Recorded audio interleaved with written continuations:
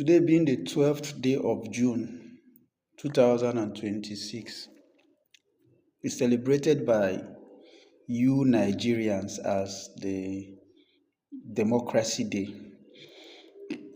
In my opinion, Nigeria has never tasted what democracy feels like.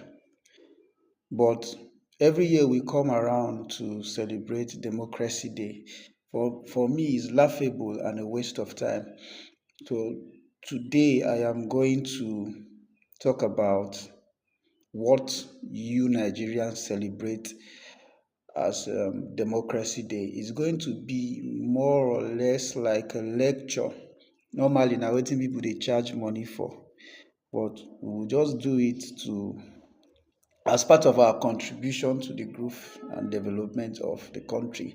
We will be putting these things out, and hopefully someone or a group of people would one day make use of them. I will title my lecture, what will I title it? June 12th, Nigerian Autocracy Day. Because I do not believe Nigeria has experienced democracy. What we've always experienced is autocracy. Autocracy is a rule by one, a rule by one person or one group or a small group of people. When it goes into something like a small group of people, it becomes oligarchy. So let's stay within the parameters of autocracy. But the Nigerian state is a mixture of a whole lot of funny things. You will see autocracy, at some point you see oligarchy, at some point you see aristocracy, at some point you see militocracy will come, at some point it is totalitarianism, then authoritarianism also. Nigeria has gone through a lot, but to the glory of God, like Christians say, Nigeria is still surviving. So let's go. What is celebrated today as today June 12th, as Democracy Day used to be on May 29th. It was on the 29th of May in 1999 that the military returned power to civilian rule. It was Obasanjo that became president after the election. So in the year 2000, Obasanjo now made 29th of May to be celebrated as the Democracy Day. The reason for that is that the cardinal feature of democracy is election.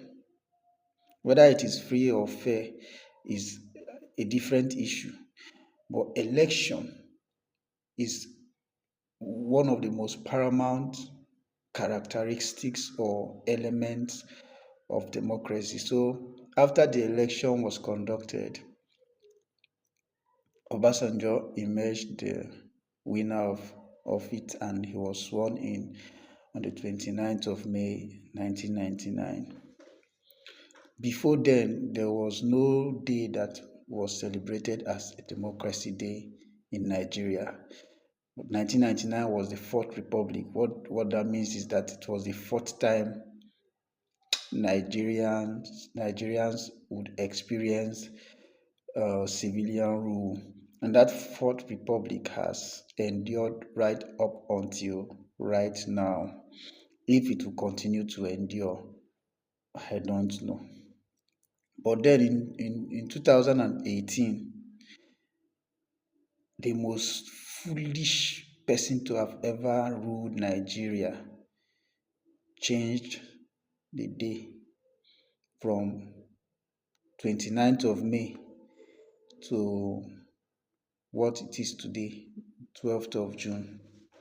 His reason is that, or his reason was that it was on the 12th of June that, you know, the most credible election happened or was conducted in Nigeria. The election that was gradually producing MKO Abiola as president until it was annulled by Babangida in 1993. So, in honor of MKO Abiola, Muhammadu Buhari declared that Nigeria will start celebrating Democracy Day on the 12th of June. The irony is that on the 12th of June 1993 was the day that whatever that was trying to look like democracy in Nigeria was murdered in broad daylight by this old man that is celebrated across the country as an elder statesman. He went and wrote a book and was explaining why he annulled the election. Whenever their rascality is to be explained, they would give you the excuse of national interest. There are people who buy into that, but people like me, I won't. Nigeria's first election was rigged by Sir James Robertson. The election that ushered in the independence of Nigeria.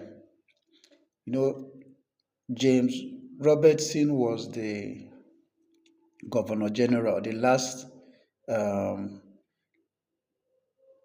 British Governor General of Nigeria.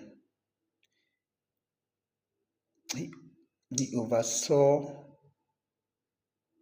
the transition from colonial government to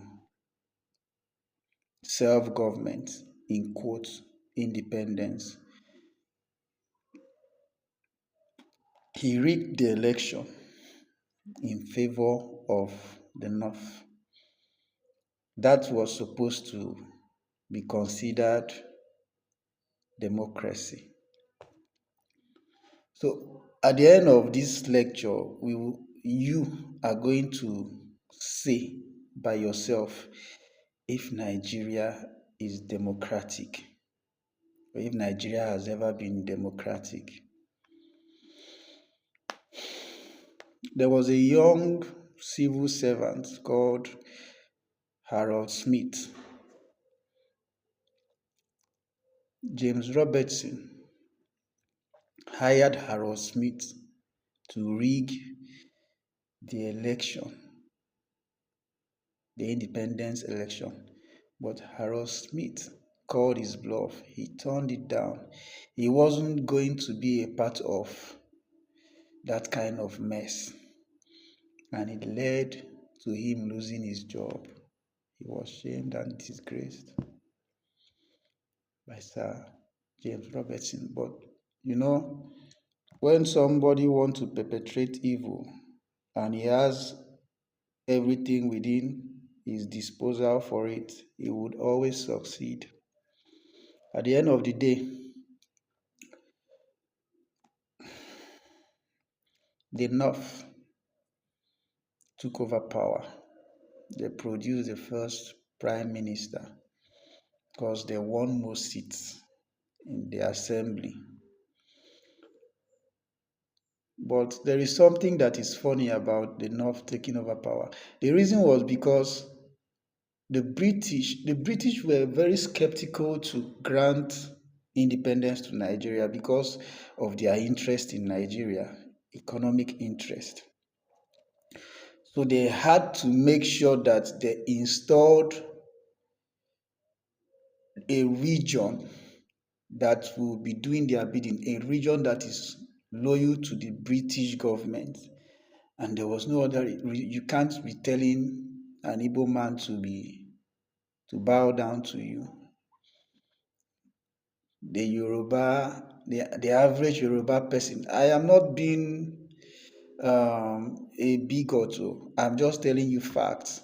The average Yoruba person was, highly, you can't go and start telling him what to do, you know. So we know the educational level in the north, even right up until now. And if you are less educated, you are susceptible to being controlled. But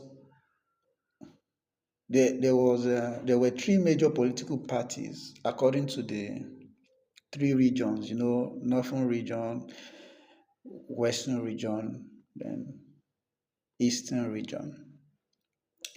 The western region had the Action Group, that's their political party, was led by Obafemi Awolowo. The motto of the Action Group was freedom for all, life more abundant. The eastern region had the NCNC, National Council of Nigeria and Cameroon, that was later renamed National Convention of Nigerian Citizens owing to the departure of Cameroon.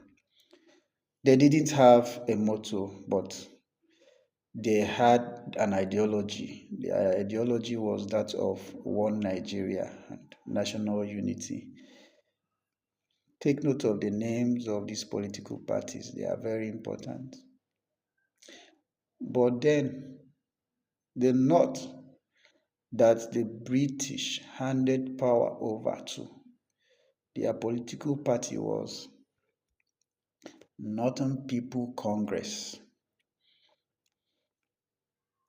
a party that was going to rule a country at the central level. The name of that party was Northern People's Congress. It didn't even stop there. If it stopped at the name of the party, we would have managed it. But it went further to give us their logo: one North, one people. So it was all about the North. Mind you, the North was the first region in Nigeria to ask for secession. They called it Araba. So these North that are so much interested in holding on to power and keeping Nigeria as one were never interested in the Nigerian project. To say the least, Anthony Enahoro from Midwest in the Federal Assembly moved a motion for Nigeria to have independence before 1960. I think for independence to come in 1956, if I'm not wrong. It was the same Northerners that rose up and kicked against it, that they were not ready for Nigerians to lead themselves. It was part of what climaxed at the coup and then the civil war. But it's these same people that were never interested in the Nigerian project that the British found favor in to hand the new emerging nation or state into their hands to rule. So you could tell me how that kind of country will go. Democracy in Nigeria was a stillbirth. In a sense, Nigerian independence came with a governor general in command, and one might say that popular faith in genuine democracy was compromised from its birth. That was the legendary Chinua Achebe speaking. He said that Nigeria was a country full of promises. Nigerians had high hopes at their preparation for independence. But what James Robertson did killed democracy even before it was to be born in Nigeria. Now, if you claim you are a democratic country or you're celebrating democracy, the question there will be, what is democracy? Democracy is an origin of two Greek words, demos and kratos. Demos will mean people or masses, and kratos will mean power or rule. If I had a lot of time, I would have gone into it deeply. We would have brought the social contract theory, you know. But let's just stay within the confines of democracy. It means that democracy is a government that is championed by the people. Power or governance or rule belongs to the people. It was also the motto of the other political party that was formed by Nnamdi Azikiwe, People's Democratic Party, took over that motto, power to the people. Anything that has nothing to do with the people, the masses, you and I, being the ones running the government, such is not a democracy. In the old, it was direct democracy where the people come together and air their views and then consensus will be formed. But the modern states became big and larger. So we are in the dispensation of an indirect democracy. So Nigeria is supposed to be running on an indirect democracy where you will choose your representatives. That is where election comes in as the cardinal point of democracy. So rather than everybody, it's not possible to gather the entire Nigerians and have their views on budget or have their views on security or economy. It is your representatives that will go and speak on your behalf. That is why we have that place that Gospel Akpabuyo is using to do his dining table. So just like Abraham Lincoln gave us a primary definition of democracy, government of the people, by the people, and for the people.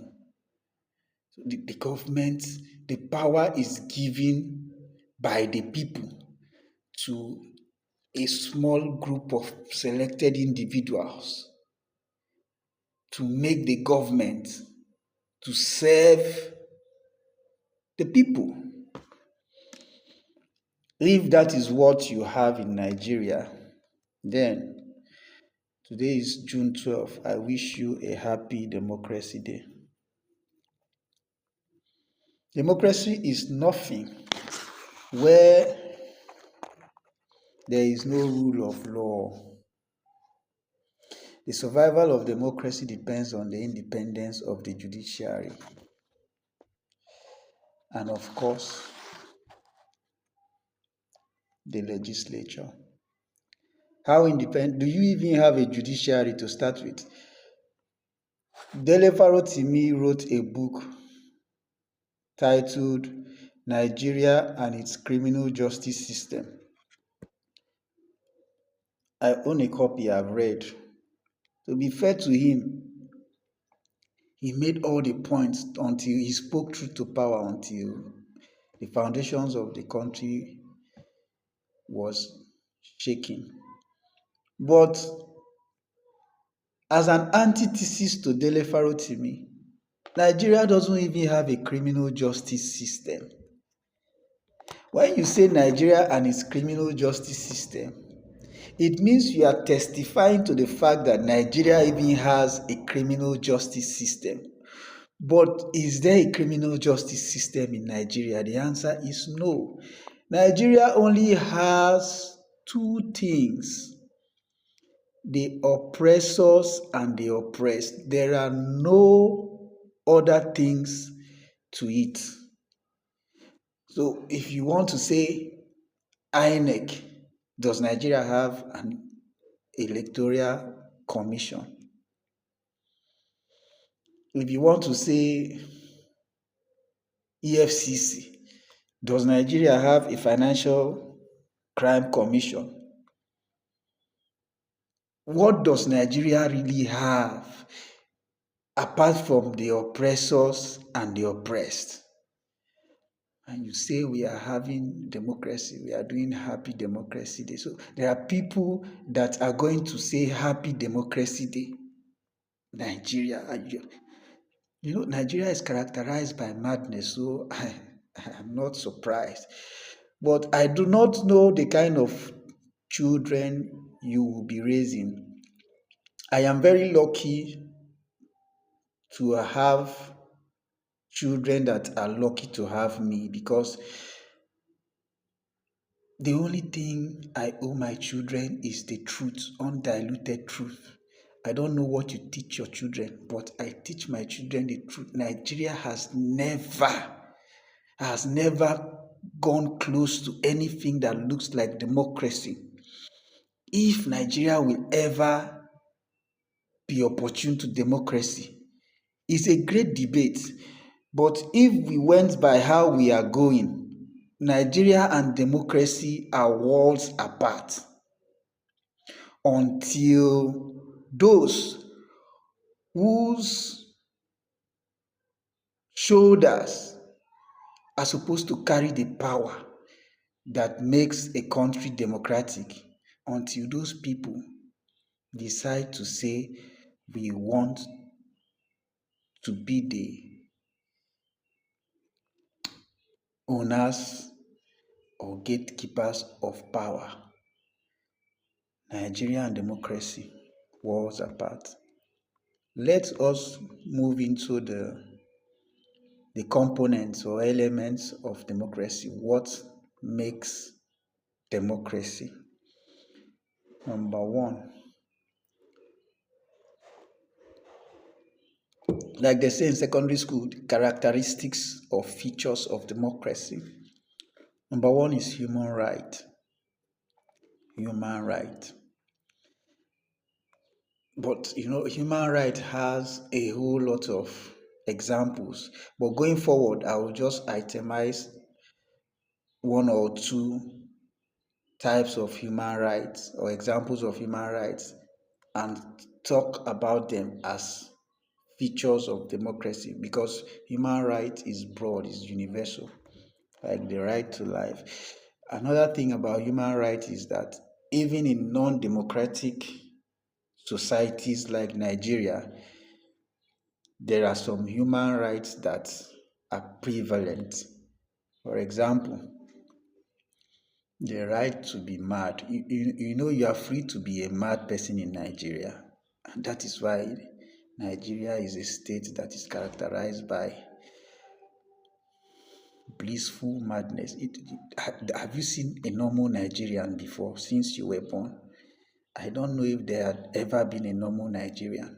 We are all mad people. But how human are the rights of Nigerians living in Nigeria? Do you really have rights? Who is your president? How did he become your president?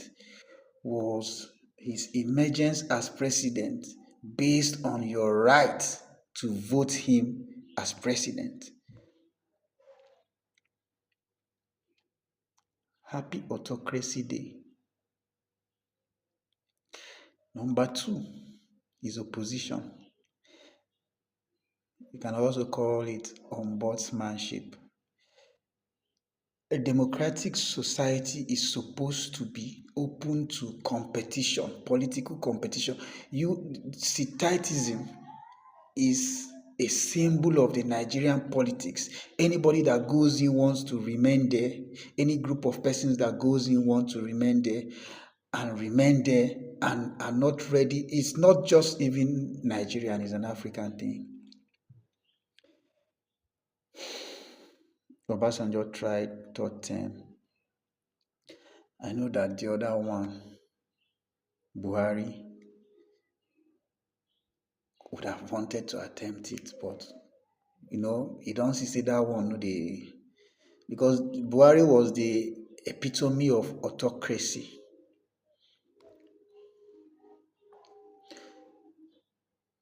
This current scarecrow, I have said it before that he is looking like a third term president. My own no dey always make sense from the beginning. But then we know of Peter Obi. He will go to Labour Party, they will chase him. He will go to, what's the other one? ADC, they will chase him. He has gone to NDC. They are still pushing him around. They are looking for what to do. Opposition. They don't want to hear anything. Even the non-partisan opposition, if you speak one thing against the government, DSS will come and carry you.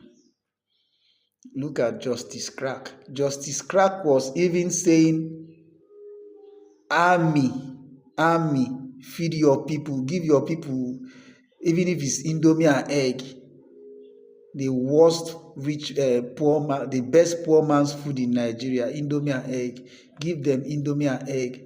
They carry am, lock person papa. Opposition, is there opposition in Nigeria? Apart from the government quarter sef, there is a kind of question you want to ask your lecturer in class. They start become apprehensive. They start looking at you as, who is this one? Are you mad?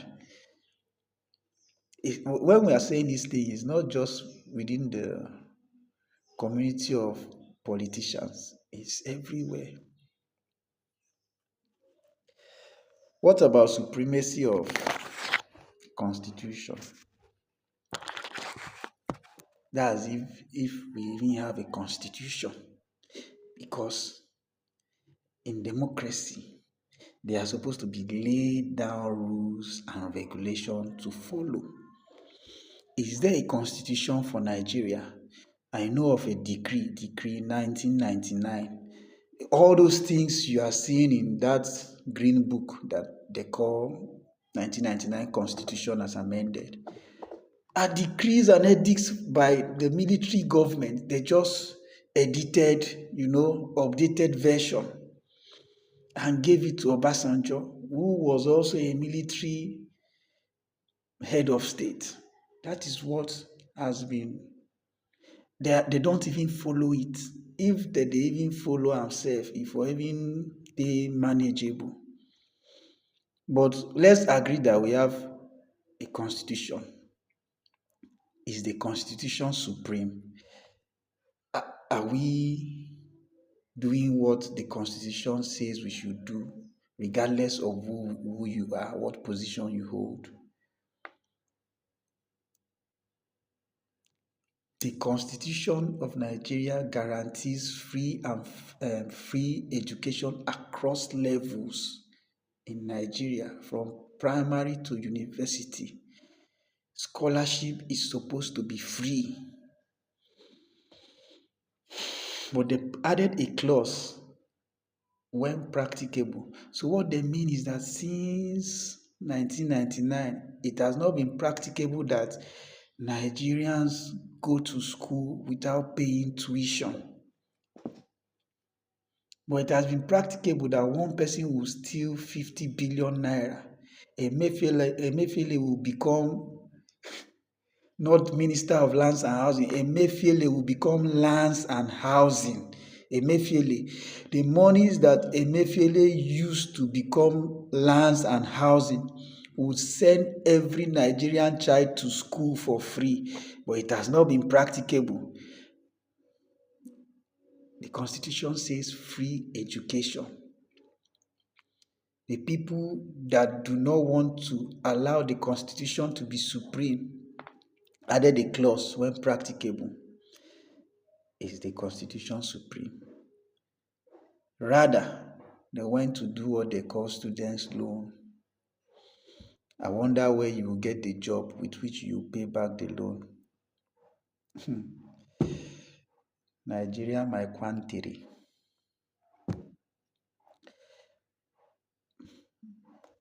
Subsumed under human rights is free press. I think it was that Ekperima Bayelsa that passed the Freedom of Information bill into law. What that means, you can get information and you can report whatever information.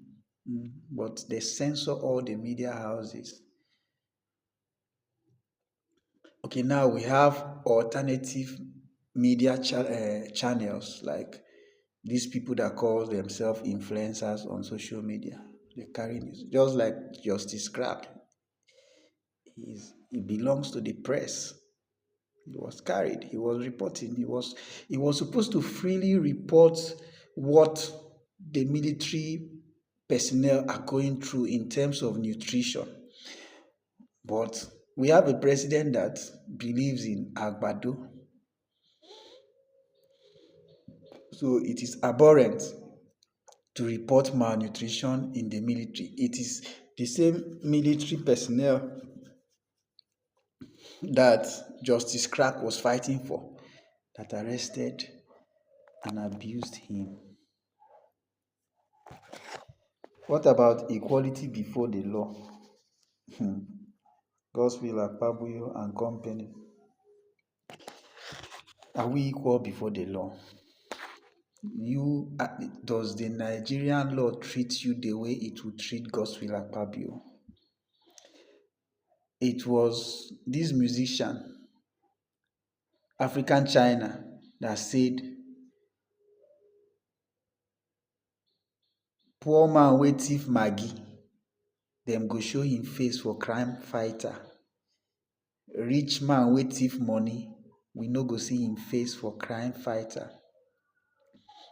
When you go to the Nigerian prisons or even ordinary police cells, you will see different level of innocent people, different level of people that just did misdemeanor, as in maybe their own problem, their own case na say. In fact, me, I'm not going far. I don't have to go far. Myself, in 2010, in Lagos, myself and my friend Chinedu, I don't even know where Chinedu is right now. We went to Benin Republic and we were coming back. We came back, we got caught up by night. We didn't really know so much about Lagos at the time. So we were stranded. Midnight, I think we ran out of money. So we were just looking for a place to hang on and wait for the morning to come. Then we could find our way. We saw a car wash and we went under the shade just to took up the bench, lay down just to wait in our own country. The next thing was police van, torchlight right into our eyes. Hey, who are you? What are you doing there? Hold it. If you move, I move you. Innocent us were bundled into their van. They used to call it Black Maria those days.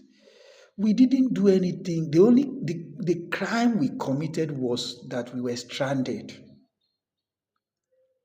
We were thrown into the cell. Unfortunately for us,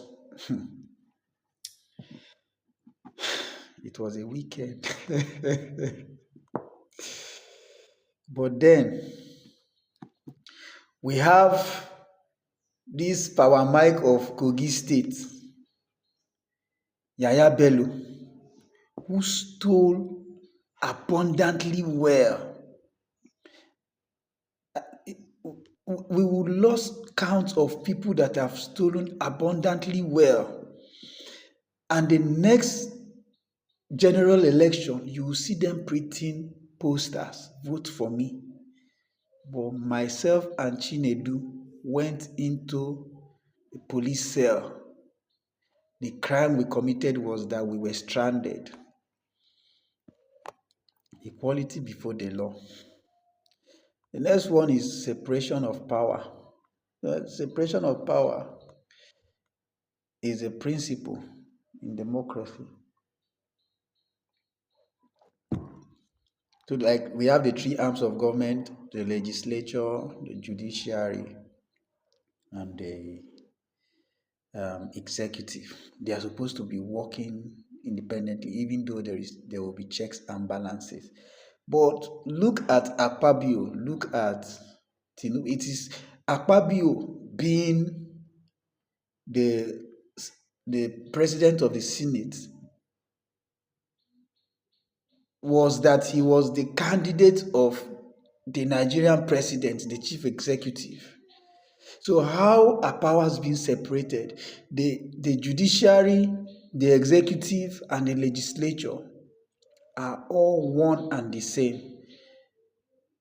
Whatever Tinubu wants, they give. You see how the loans he take, he just wants to make you people feel, he wants to pity you and make not put the I know send you on our faces so much. That's why he will send a paper to the legislature, to the Senate, to say that he is applying for loan. If not, normally he will just go on and apply. And the application he did, it was more or less, okay, why are you even applying? Go and do this thing. We wanted to change our national anthem that did us nothing. We went to bed with Arise, O compatriots, and you woke up to, what do they say, that Nigeria? I don't know. I would never, may God never allow me to know how to recite that nonsense. They say if a child in distress is pointing towards a particular direction, his father is there. So you now marry separation of power with independence of the judiciary. As long as the powers are not separated, the judiciary cannot be independent. And that is why they will send MC Oluomo to steal your vote, to beat you and take your votes, and send Mahmood Yakubu, this time Joash Amupita, to announce someone who didn't win as the winner, and then they will graciously point towards the court and say, go to court. Just like I said, if a child that is under distress is pointing towards a direction, his father is there. So if you want to put the ruling party under the distress of you are not the one who won the election, they will ask you to go to court because their father is there. So there is zero separation of power. There is zero independence of the judiciary. Then we'll talk about periodic free, because it is not just supposed to be periodic election. The election has to be free and fair as much as it is periodic. Nigeria has stayed 10 years before it got the Fourth Republic. And that's because the elections were not periodic, were not usually periodic. Now, since the Fourth Republic, the one thing Nigeria has gotten right in terms of the subject matter is periodic election. But the question there is, what is the need for the election? Whether periodic, whether the election they see period or they see period. What's the need for the election if it will be neither free nor fair? So you see, just Nigeria, when it seems like Nigeria wants to get one thing correct, speaking of the components of democracy, when it seems like Nigeria wants to have periodic election, the election becomes unfair and not free. So there is even no need to spend monies on organizing a periodic election if it will not be free and fair. Or was the election that brought in this current thing free and fair? Was it the one that brought in Buhari that was free and fair? Even the Jonathan couldn't conduct a free and fair election.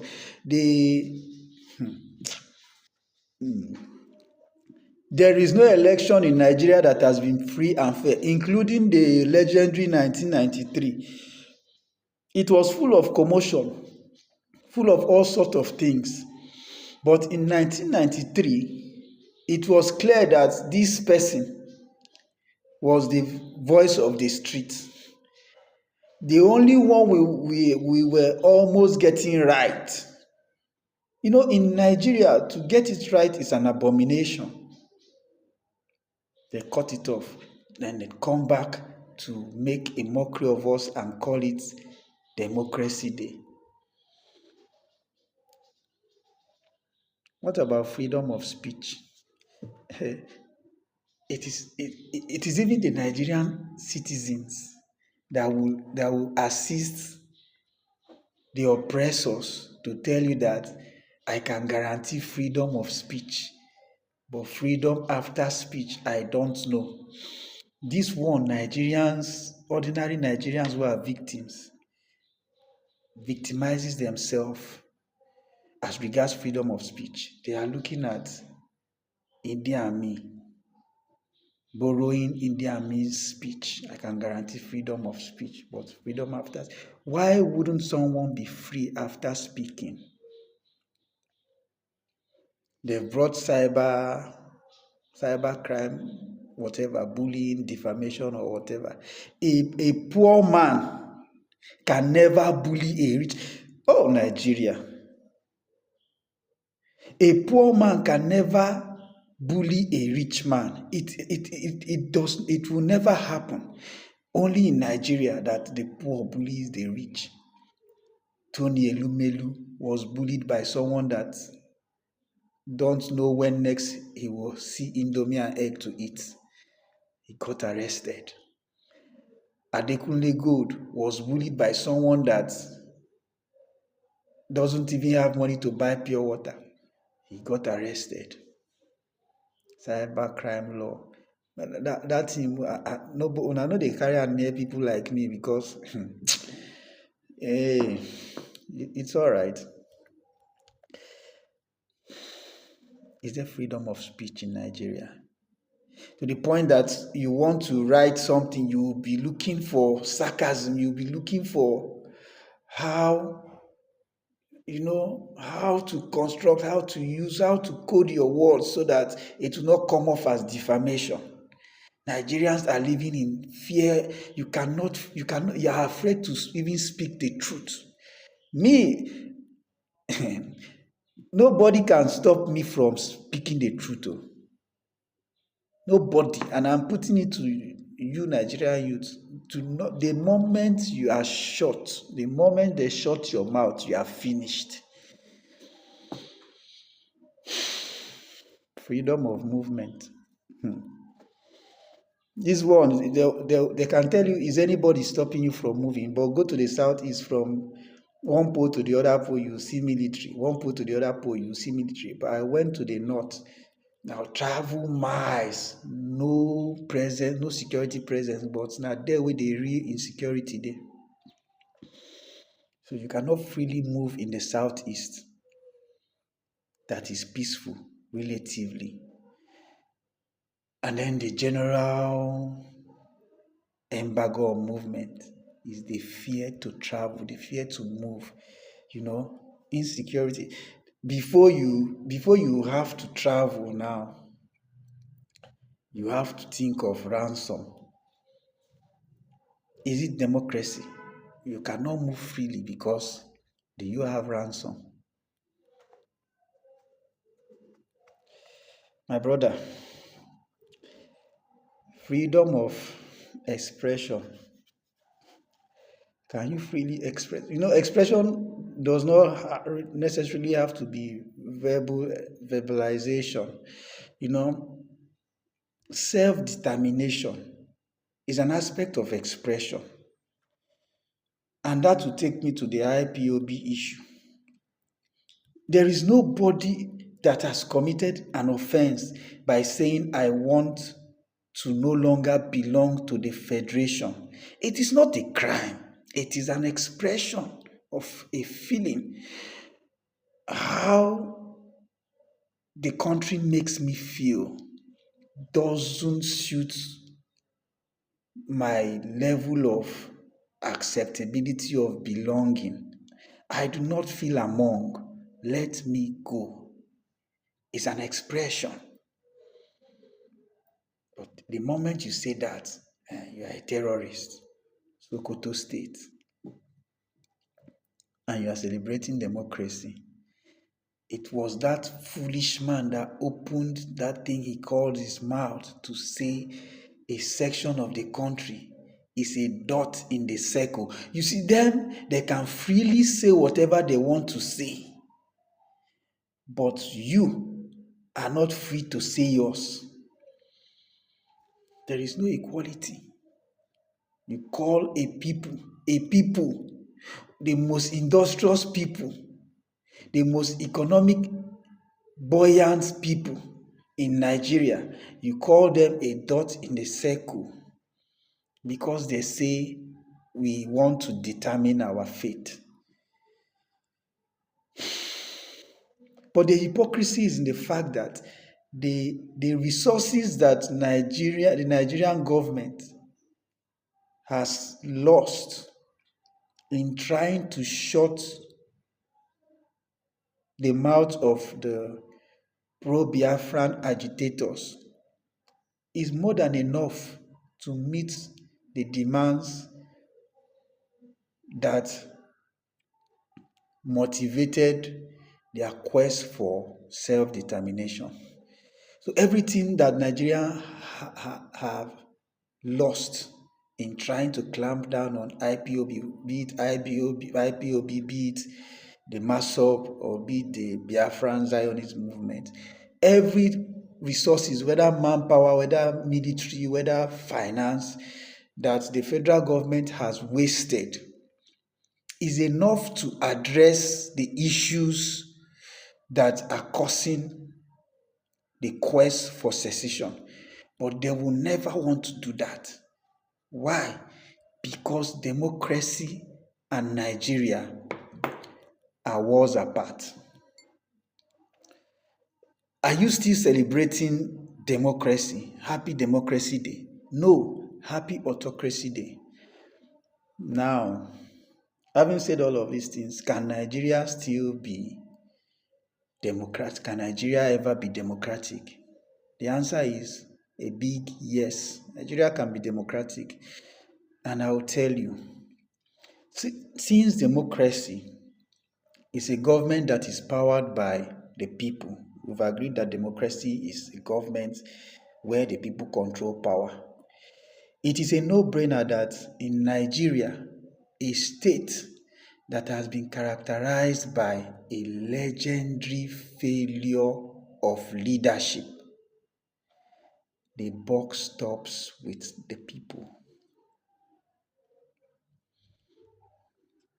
In other words, until the Nigerian masses have elected themselves to set aside their differences, their numerous levels of distraction, and unite on the basis of the identification of their common victimization.